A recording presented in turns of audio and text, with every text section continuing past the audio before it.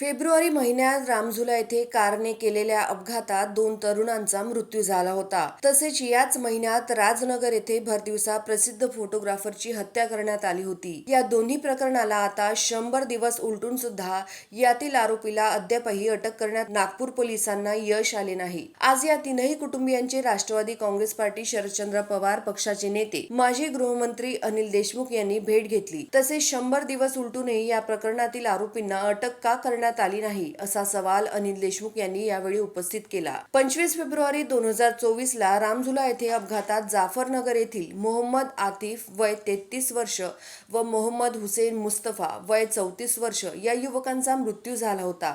या दोन्ही कुटुंबियांची अनिल देशमुख यांनी भेट घेतली असता कुटुंबियांनी अनेक प्रश्न उपस्थित केले. यात प्रामुख्याने अपघातानंतर कार चालवित असलेल्या महिलेला सोडून का देण्यात आले, त्या महिलेची वैद्यकीय तपासणी 7 तासानंतर का करण्यात आली, पोलिसांनी घटनास्थळावरून दारूच्या बॉटल का फेकल्या व पुरावे नष्ट करण्यात आले, फॉरेन्सिक टीमकडून गाडीची तपासणी का करण्यात आली नाही, अपघातग्रस्त कार सुपूर्दनामा न घेता सोडताना पोलिसांनी परस्पर कशी सोडली, पुणे येथील प्रकरणात जसा राजकीय दबाव होता तसा दबाव या प्रकरणातून नागपूर शहर पोलिसांवर तर नव्हता ना, असे अनेक प्रश्न कुटुंबियांनी यावेळी उपस्थित केले. तसेच राजनगर येथील प्रसिद्ध फोटोग्राफर विनय पुणेकर यांची भरदिवसा 24 फेब्रुवारी 2024 ला हत्या करण्यात आली होती. या प्रकरणात एका महिलेला अटक करण्यात आली. विनय यांची गोळ्या झाडून हत्या करणारा आरोपी हेमंत शुक्ला याला अद्यापही अटक करण्यात आली नाही. विनय यांच्या कुटुंबियांची भेट घेतली असता आरोपीला अटक करण्यासाठी नागपूर पोलीस दिरंगाई करत असल्याचा आरोप कुटुंबियांनी केला. यावेळी अनिल देशमुख यांच्यासोबत वेदप्रकाश आर्य,